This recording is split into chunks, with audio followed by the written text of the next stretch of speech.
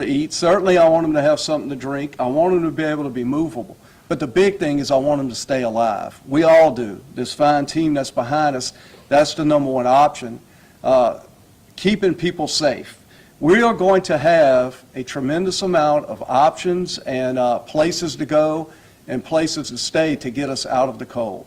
I personally have a big concern about the homeless community, getting this word out for them to know that they have places to be safe and to have a hot meal. And so any of our citizens out there, we're sending out our Baton Rouge Police Department, our Sheriff's Department, we're spreading the word to some of the homeless people for sure, but our citizens can help as well. If you see someone out there, they're out there and they're on the street, spread the word.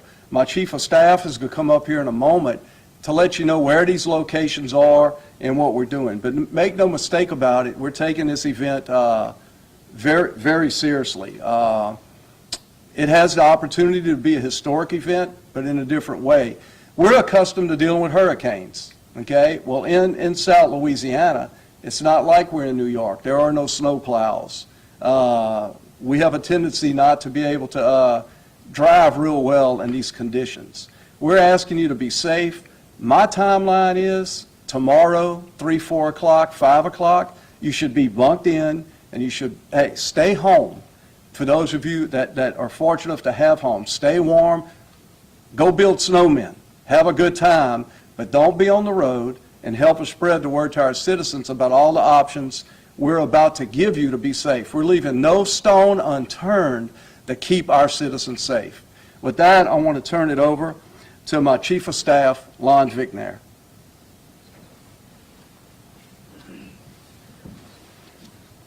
All right, good evening. My name is Lon Vicknair, Chief of Staff for the Mayor. The following locations will be open tomorrow for walk-in support tomorrow afternoon. The following Jewel J. Newman Community Center at 2013 Central Road, the Charles R. Kelly Community Center at 3535 Riley Street, the Dr. Leo S. Butler Community Center at 950 East Washington Street, the Salvation Army at 7361 Airline Highway, and the St. Vincent de Paul at 220 St. Vincent de Paul Drive. The following warming centers are going to be open tomorrow afternoon as well. The East Baton Rouge Parish Main Library will be open to the public on Tuesday from 9 a.m. to 9 p.m. and Councilman Cleve Dunn's office at 9048 Airline Highway Suite 6 will be open as a warming center.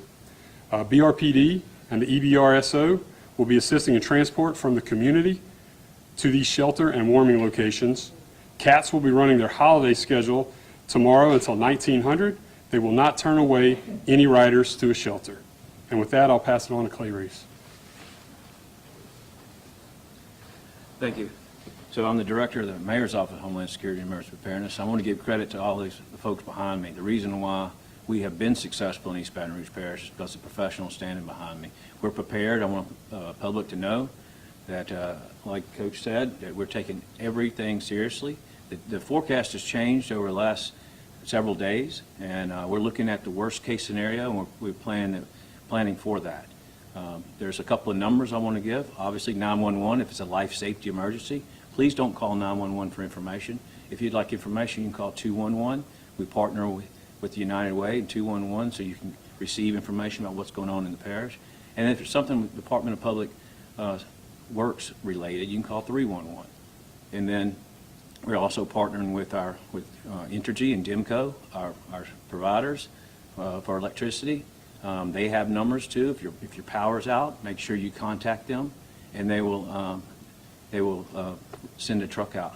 So some of the things of concern, I'm going to bring up Chief Michael Kimball with Baton Rouge Fire Department to talk a little bit about fire safety, because we have more fatalities due to fire than we have exposure to the weather during these events. Chief?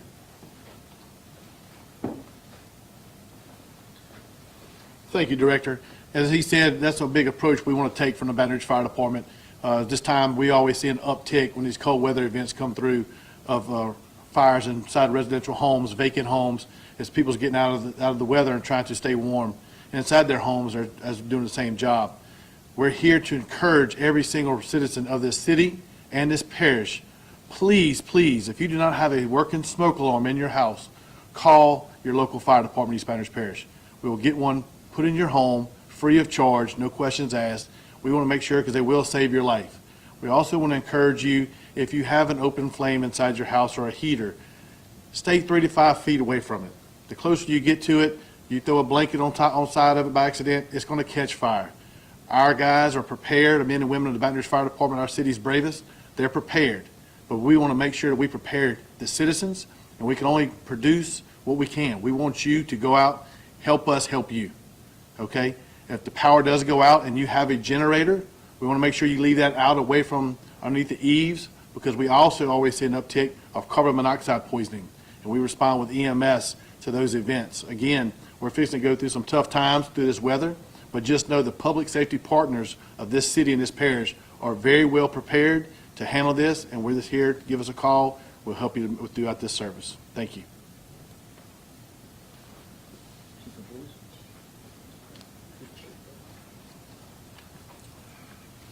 Thank you. I appreciate it. My name's Fred Rayford. I'm the Transportation and Drainage Director. Anytime you have these type of weather events, they certainly get City of Baton Rouge's attention. It certainly does grab transportation and drainage, because we use both departments to help accomplish the goals. Number one, we did preset a lot of the barricades at some of the bridges that if we do have snow or ice, if we can't get to them quickly, we can at least shut them down when the police officers come by or the sheriff's deputy look at it and say it's unsafe. We can get these things closed off until we can get there and make the necessary preparations to get the thing back open. We have over 22 locations of that. Most of them are some of the overpasses, some of the major roadways like Segan Lane overpass.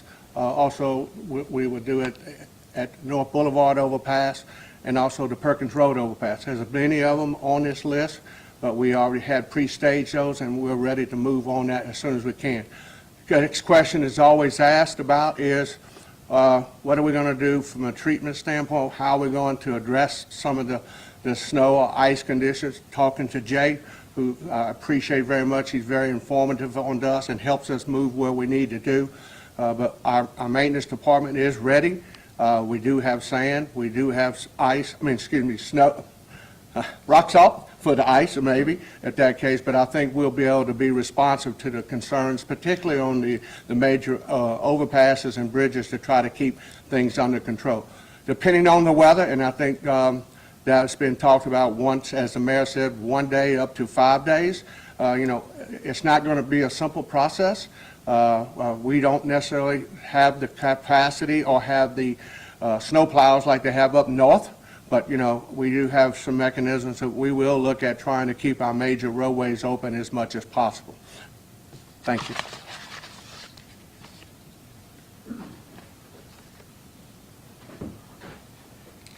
Good evening. Jay Grimes. I'm the state climatologist, and I've had the opportunity to work with MOSEP for a number of years now, just to set the stage for this weather event. It's not going to be a record, but it is certainly going to rank in the top 10 in terms of its impact for Metro Baton Rouge. So you folks need to absolutely take this seriously. The cold air is already filtering in today. You can feel it this evening, and it only gets colder in the coming days. We could be looking at 4 or 5 mornings with hard freezes. In fact, even though snow may be getting a lot of the attention, I'm actually more concerned about the freeze potential here. We're talking about a collection extending of more than 60 hours over this upcoming week in terms of temperatures at or below freezing. That's going to include a stretch that starts near midnight between Monday and Sunday, runs through midday on Wednesday, maybe a 2-hour break of temperatures above freezing, then we go back down below freezing for another 12, 15 hours or more, and freezes continue for Friday morning. So again, we've got a long stretch of bitterly cold air on the way. You need to plan for that. Those impacts certainly in terms of pipes and any vegetation that you want to prepare for. This is going to be a tough one. We haven't seen temperatures like this for this kind of duration in a number of winters. The other thing, obviously, is the snow. We've been still floating around a little bit on the numbers. 3 inches to 5 inches of snow seems like a reasonable best guess, but that also tells us a very good chance we're going to see isolated totals that are going to get above that. For Baton Rouge, that's a lot of snow. Biggest event we'll have seen here probably since 2017. And because it's all going to come at once, it's going to accumulate relatively quickly. A lot of the utilities and the crews right here in the parish, they're going to have their hands full trying to keep up with it as it falls. The other thing is, because we're going to be below freezing even before the snow gets here, virtually all of it that falls is going to stick. Now, the good news here is that we're not worried about icing. That's a little bit of an advantage. We're not going to see widespread power outages, but even with it all as snow, there will be some pockets with power outages. And of course, those of you that drip your faucets, collectively, it's a great idea because this is going to be prolonged hours with temperatures down, potentially down into the teens at times, wind chills on Wednesday morning, possibly getting into the single digits. Bitter, bitter cold. But the other thing with this freeze is the impact it's going to have on homes, not just the pipes, but even for a number of homes, this kind of freeze, it's just impossible to keep the place warm. So keep that in mind. Get your plans together. There'll be almost guaranteed no traveling on Tuesday, with a forecast that says we're going to stay mainly below freezing into Wednesday. The only traveling there will be on those roads that crews have managed to get to and push the snow out of the way. And it's even possible that even into Thursday morning, we still could be dealing with weather woes, and that still doesn't bring an end to the freezes that will be the next night or two. So folks, take this one seriously. If you haven't completed your preps, get them done tomorrow. I was at stores earlier today. They're already getting hit hard with hurricane-like strategies in terms of the hits on bread and water. And again, keep in mind, chances are once you get stuck in the house Monday evening, you may not be able to get out of the house until Thursday. So have the supplies to make it through the middle of the week.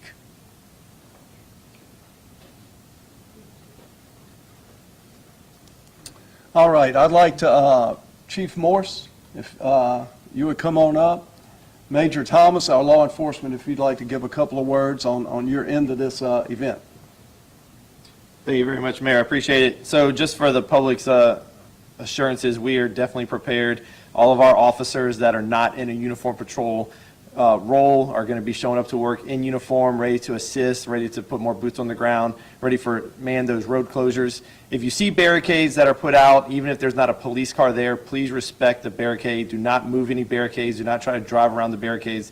The barricades are there for your protection. We realize that some people still are going to need to drive, our healthcare professionals, the people that work at the plants, but stay off the roads when all possible.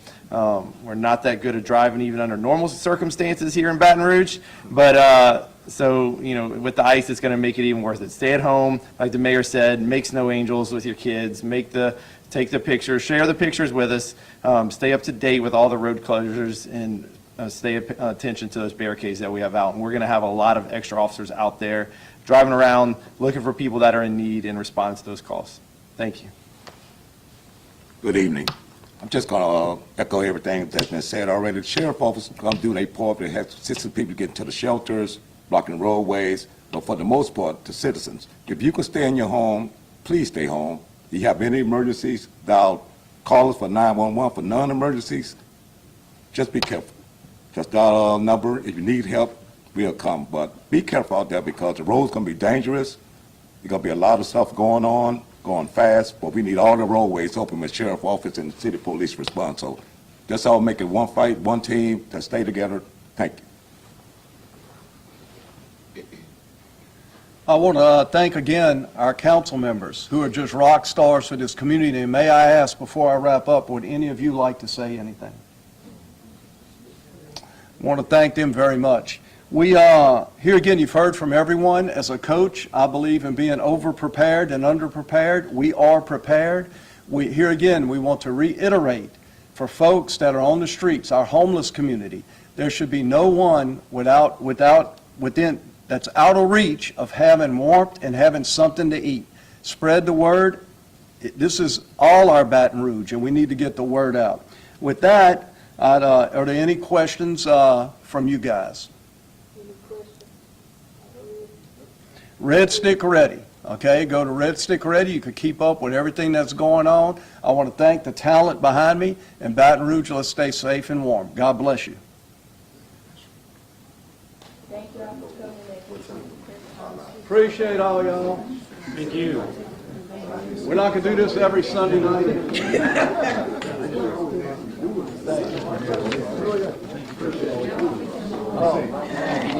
If not, all I gotta do is. My problem was I couldn't read. That's it, that's it. I had the one part that I couldn't read. Thank you for coming with that.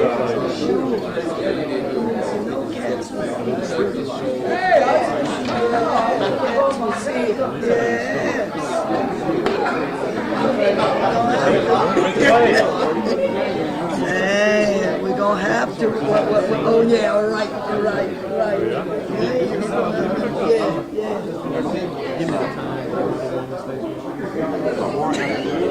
Whatever time you do it, because once it goes down tomorrow, once the sun goes down, that's when we're going to be cold until Thursday. Sorry. Okay. So tomorrow, when the sun goes down, whatever you can